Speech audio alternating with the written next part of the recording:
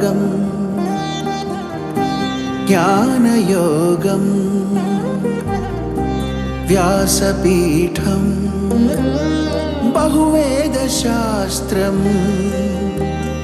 बोधामृतहितश्रीमन्नारायणं शिवगौरी सम्भाषित सकलपुराणम् अष्टाक्षरि पञ्चाक्षरि मन्त्रावरणम् अखिल देवता संस्तुति पारायणम् जय मंगलकरमी प्रवचन श्रवणम् अनुदिनमु शुभमु सुखमु जीवन गमनम् देवरागम् ज्ञानयोगम्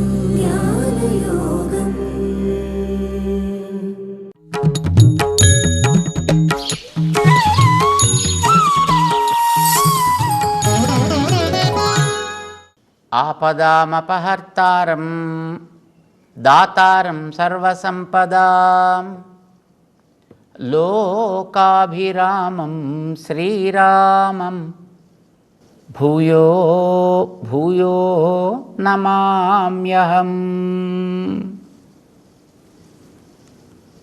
జయ శ్రీమన్నారాయణ. ప్రియ భగవద్బంధువులారా, మిగతా ప్రాణుల కంటే మనిషికి చేసే పని కంటే ఆ పని చేసే పద్ధతిని తెలుసుకోవడంలోనే ఎక్కువ కృషి అవసరం.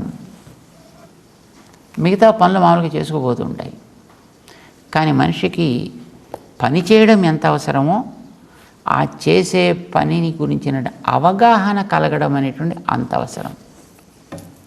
అదే ప్రధానం కూడా. దానికే ఎక్కువ కృషి చేయాలి. అంటే పని భాగం, జ్ఞాన భాగం.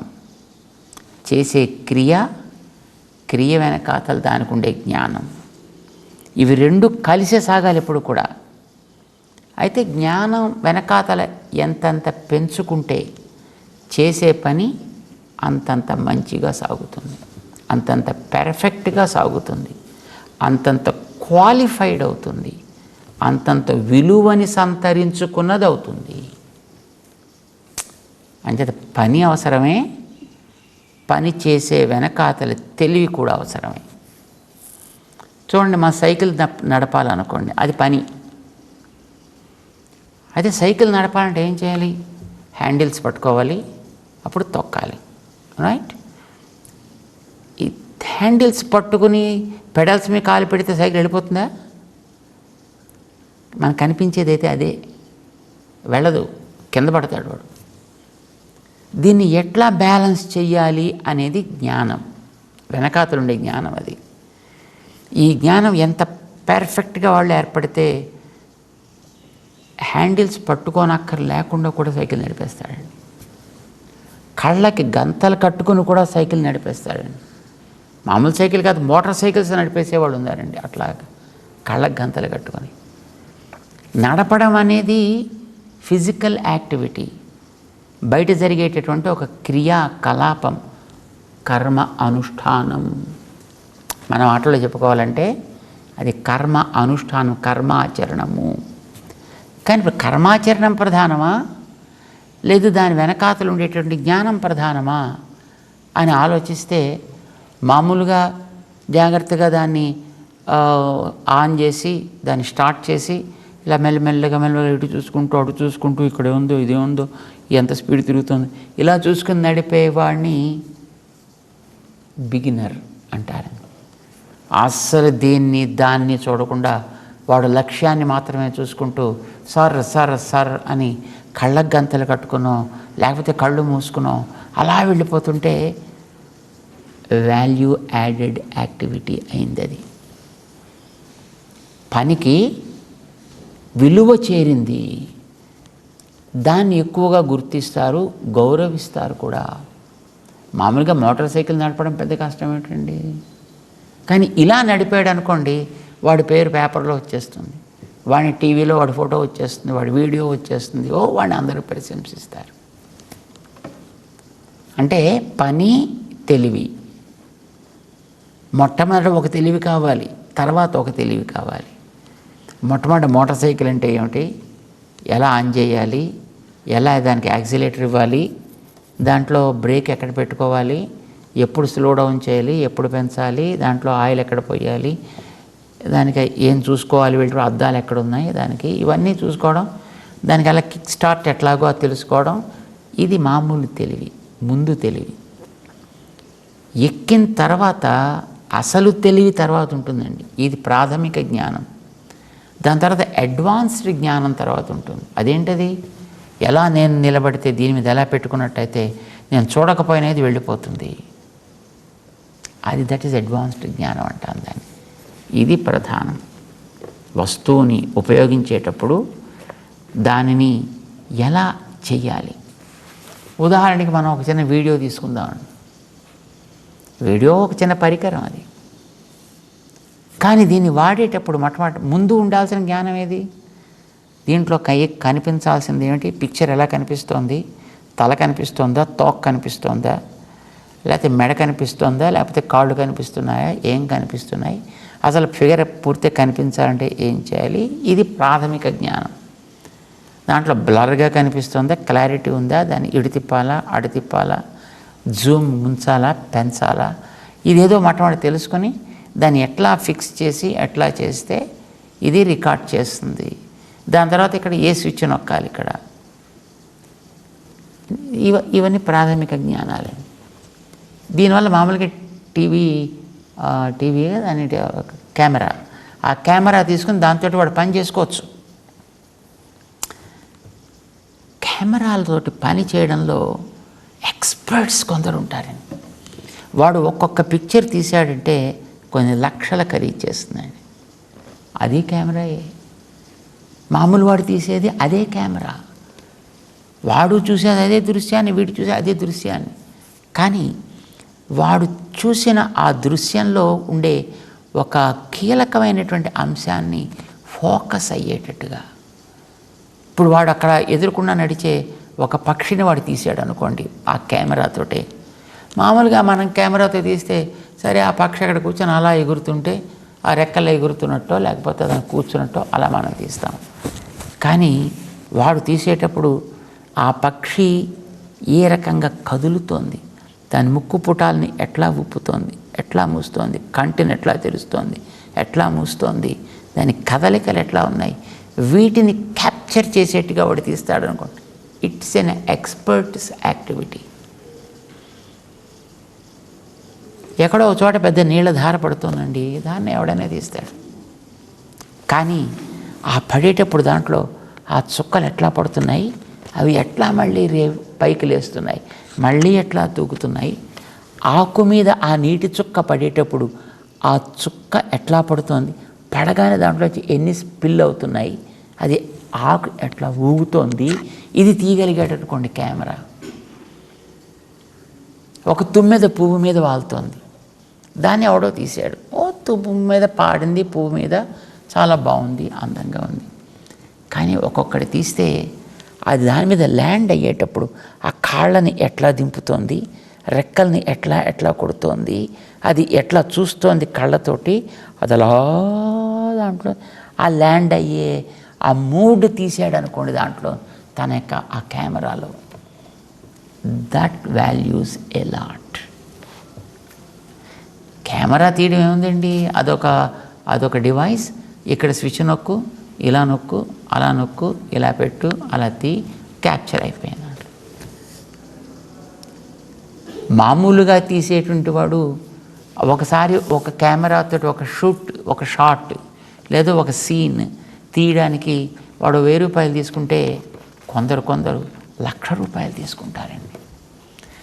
కానీ వీడు తీసినటువంటి ఆ 1000 రూపాయలది దాని తర్వాత మళ్ళీ దాని మార్కెట్లోకి పెడితే అదో 10,000 25,000 తీసుకొస్తే ఈ ₹1,00,000 తీసిన వాడిది కోట్ల రూపాయలు వెనక్కి తీసుకొస్తుంది దాని మించి.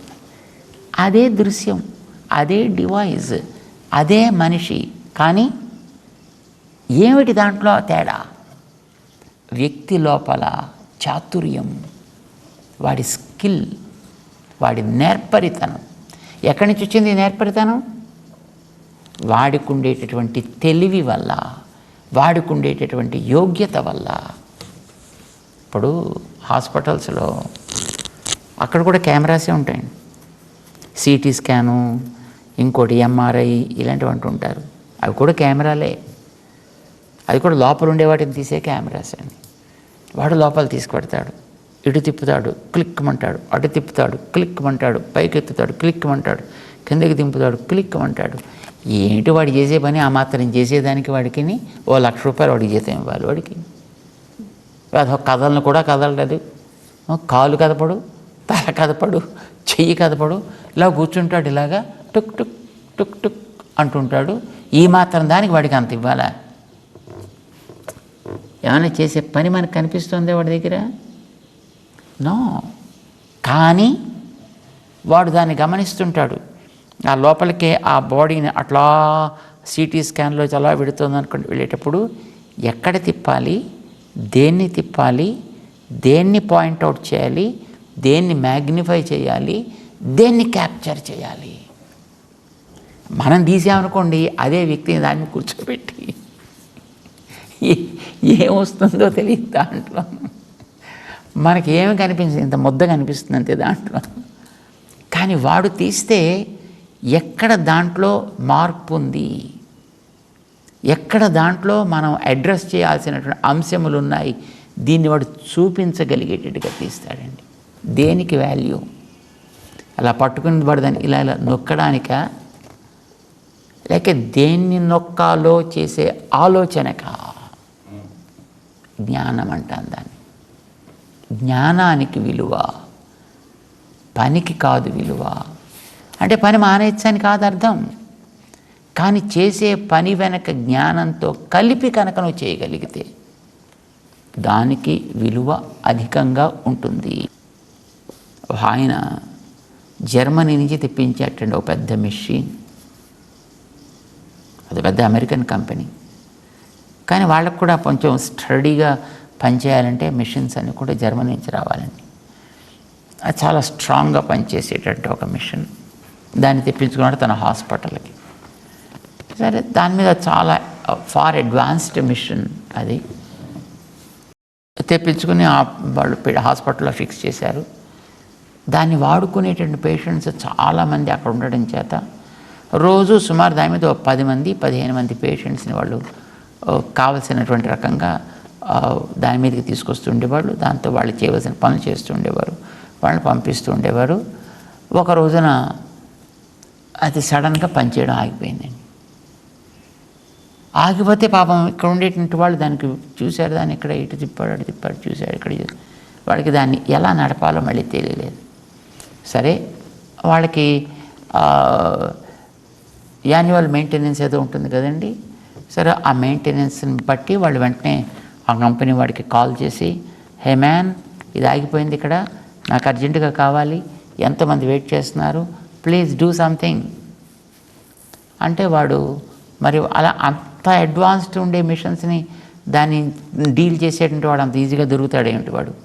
నేను 3 రోజుల తర్వాత వస్తాను, నాకు అప్పటిదాకా ఐఎమ్ ప్రెటీ బిజీ అన్నాడు వాడు. ఏం చేస్తాడు వీడు? చచ్చినట్టు ఊరుకోవాల్సి వచ్చింది. సరే, 3 రోజుల తర్వాత వాడు వచ్చాడు. ఈ 3 రోజులు పాపం వీడికి ఒక్కొక్కడికి దాని మీద ఆ మిషన్ మీద వాడికి ట్రీట్ చేస్తుంటే ఒక్కొక్కడి దక్కించి పాపం 25,000 10,000 15,000 ఎంత వీడు కలెక్ట్ చేస్తూ ఉండేవాడు. పాపం ఈ 3 రోజులు అంతమందికి చేసే కలెక్షన్స్ వీడి దగ్గర పాయాయి.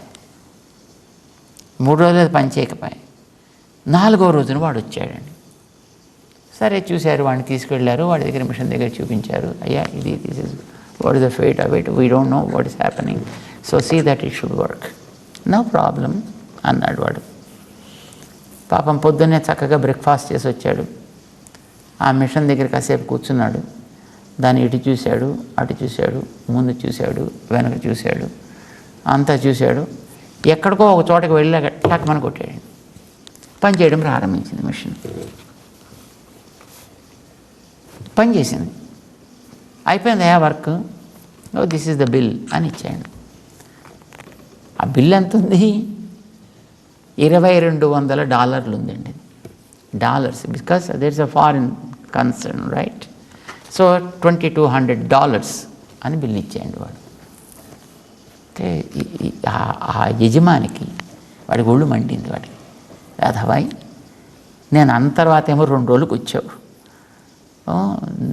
ఇప్పటికి 3 రోజుల నుంచి నా బిజినెస్ కాస్తా పోయింది, దాని మీద వచ్చే సంపాదన అంతా పోయింది కదా. నువ్వు చేసిన పని ఉంది కనుక ఇటు తిరిగావు అటు తిరిగావు, శుభ్రంగా కాఫీ తాగావు, కాసేపు దాన్ని చూసావు, ఎక్కడికో వెళ్ళి టక్కమ ఇలా కొట్టావు, ఈ మాత్రం దాన్ని $2200.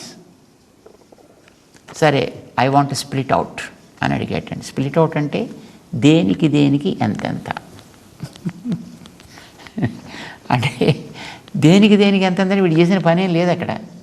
దాంట్లో వీడేం పెద్ద ఒక స్క్రూ డ్రైవర్ తీసుకోలేదు, ఒక ఫార్సిప్స్ తీసుకోలేదు, ఓ రెంచి తీసుకోలేదు, దేన్ని పీకలేదు, పెట్టలేదు, ఏం చేయలేదు, ఎక్కడికో వెళ్ళి కొట్టేయడంతే అది పని చేసింది. ఐ వాంట్ స్ప్లిట్ అవుట్ అని అడిగేటండి వాడు. ఏమిస్తాడు వీడు? నో ప్రాబ్లం, ఇస్తానన్నట్టండి. $10 టు ట్యాప్ ఇట్. కానీ $2190 ఎక్కడ దాన్ని కొట్టాలో చూసినందుకు. ఎక్కడ కొట్టాలో తెలియాలి కదండి. ఇక్కడ కొట్టాలో మనకేవో పేర్లు ఉన్నాయి దీనికి. ఇక్కడ కొడితే ఒక పేరు, ఇక్కడ కొడితే ఒక పేరు, ఇక్కడ కొడితే ఇలా కొడితే ఒక పేరు, ఇలా కొడితే ఒక పేరు, ఇలా పేర్లు ఉన్నాయి. అలాగా దాన్ని ఎక్కడ కొట్టాలో తెలియాలి కదా. అది తెలియని కదా నువ్వు 3 రోజులు నీ బిజినెస్ అందరూ పాడు చేసుకున్నావు.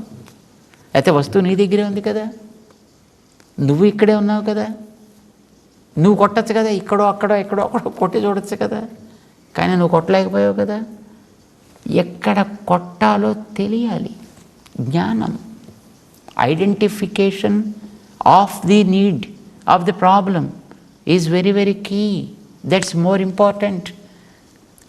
ఇది తెలుసుకోవడానికి వాడు $2190 వేసేటండి బిల్లు.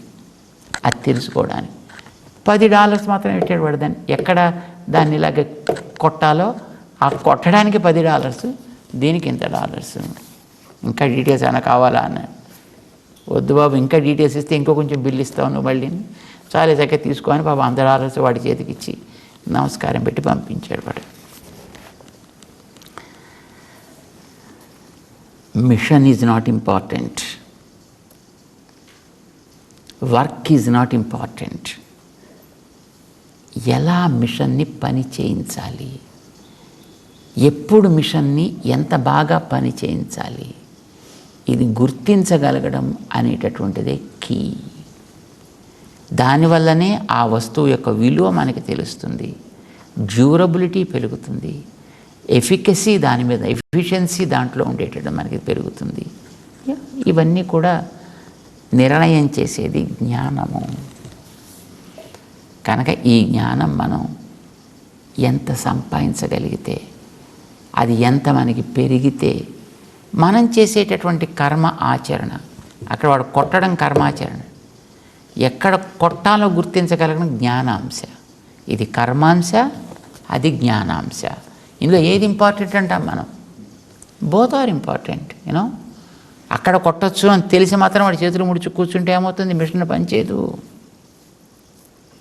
ఎక్కడ కొట్టాలో తెలియకుండా ఎక్కడక్కడ కొట్టినా మిషన్ పనిచేయదు. కనుక జ్ఞానాంశ ప్రధానం, కర్మాంశ ప్రధానం. ఇవి రెండు ప్రధానమే.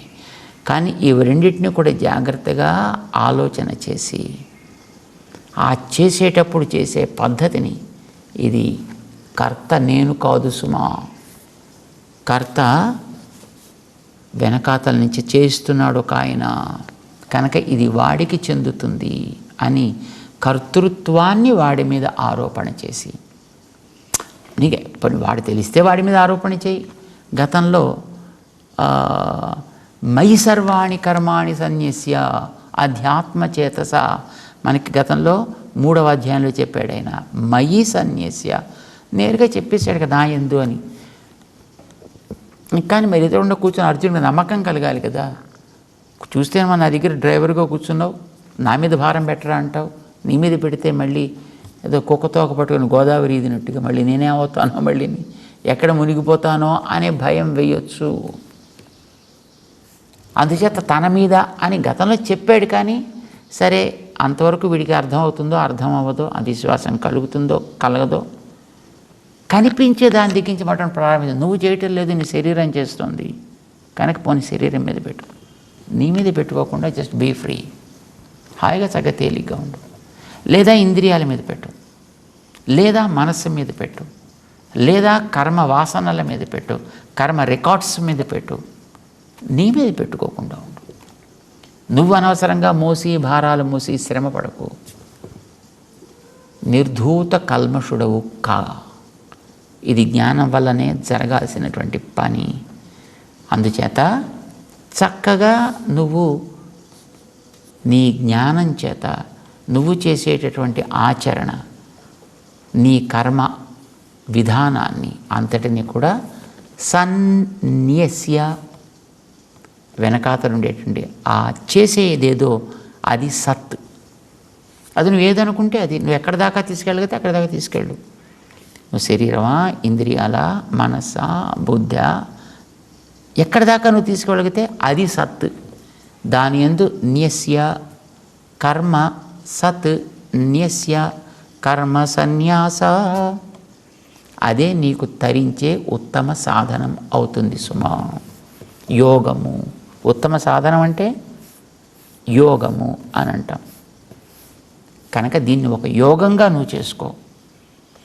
దీన్ని చేసుకుంటూ నువ్వు కనుక చేసావా, దాన్ని నువ్వు విశ్వసించావా, తద్బుద్ధయ తదాత్మాన తన్నిష్ఠా తత్పరాయణ, దాని యందు నీకు అదే నాకు చేయదగినది అనే ఒక ప్రేమ ఏర్పడితే, మననం సాగితే, అది లోపల నిలిస్తే, దాని యందు నీకు ఒక విశ్వాసం ఉన్నట్టయితే తప్పకుండా గచ్చంతి అపునరావృత్తిం జ్ఞాన నిర్ధూత కల్మషాహ. బహువచనం చెప్పాడండి, ఇది తమాషా. మనం తేషాం అన్నాడు ఆయన. జ్ఞానేనతు తదజ్ఞానం ఏషాం నాశితమాత్మన తేషాం ఆదిత్యవతి ఏషాం తేషాం. ఎవరైతే దీన్ని తెలుసుకుంటారో, ఎవరైతే ఈ జ్ఞానాన్ని పొందుతారో, ఈ జ్ఞానంతో అజ్ఞానాన్ని ఎవరైతే అజ్ఞానం అంటే కర్మ నేనే, నాదే, నాకే అనేటటువంటి అహంకారం, దాన్ని ఎవడైతే తొలగించుకోగలుగుతాడో వాడు కాదు, వాళ్ళు. తేషాం ఎవరికో, ఏషాం తేషాం ప్రకాశయతి అన్నాడు ఆయన. ఆత్మ బహువచనంలో ప్రయోగించాడు ఆయన. అంటే ఆత్మలు అనేకము. ఇది కూడా మనం జ్ఞాపకం పెట్టుకోవాలి. అసలు భగవద్గీత ప్రారంభమే అట్లా చేశాడు ఆయన. నత్వం నేమే జనాధిపాహ, 2వ అధ్యాయంలో ఈమే జనాధిపా అని ఒక బహువచనంలో నేను వేరు, నువ్వు వేరు. నువ్వంటే జీవుడు, జీవుడు కూడా ఒకడు కాడు, అనేకము. జీవ బహుత్వాన్ని ఇక్కడ అంగీకరిస్తున్నాడు ఆయన. ఆ జీవ బహుత్వం ఉంది కనుక వాళ్ళ జ్ఞానం కూడా వాస్తవం. జీవుల యొక్క బహుత్వం వాస్తవం, జీవులకు ఏర్పడే అజ్ఞానం వాస్తవం. ఈ బహుత్వం అనేటువంటిది మాయ వల్ల ఏర్పడ్డది కాదు. ఇదంతా కేవలం కల్పితము, ఆరోపితము కాదు. ఇదంతా వాస్తవం. తేషాం జ్ఞానం ప్రకాశయతి. వాళ్ళకి ఈ జ్ఞానం అనేది వాళ్ళకు ఉండేటువంటి యోగ్యతని ప్రకాశింపచేస్తుందయ్యా. ఇది మొట్టమొదట ఆరంభం చేసినటువంటి నేను వేరు, జీవులు వేరు, వాళ్ళు ఉండేటటువంటి దేహాలు, ప్రకృతి వేరు అని తత్వములు 3 అనేటటువంటి వాస్తవాన్ని మరొకసారి రీటరేట్ చేస్తున్నాడు ఆయన.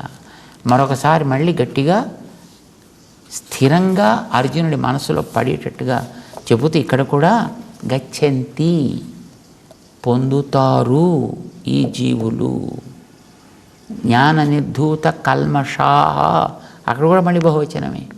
వాళ్ళ మాలిన్యము తొలగిన వాళ్ళై, తత్పరాయణా, ఎవరైతే దాని యందు అదే నాకు నిజంగా పొందదగినది అనే దాంట్లో వాళ్ళు నిష్ఠ కలిగి ప్రవర్తిస్తూ ఉంటారో. ఎంత బహువచనాలు ఇవన్నీ. అంచేత జీవ బాహుళ్యాన్ని, జీవుల కంటే తను వేరనే దాన్ని. ఇవి రెండు కూడా యథార్థములు. యథార్థం సర్వం విజ్ఞానం అనేటటువంటి దాన్ని, ఇదేది మాయా కల్పితము కాదు, ఇవేని భ్రమజనితములు కావు సుమా, ఇవన్నీ కూడా వాస్తవములు అని చెబుతూ అర్జునుడికి కర్మసన్యాస యోగ 5వ అధ్యాయపు 17వ శ్లోకంలోంచి క్రమంగా ముందుకు తీసుకువెడుతున్నాడు. మనం కూడా ఆయనతో పాటు సాగుదాం. జై శ్రీమన్నారాయణ.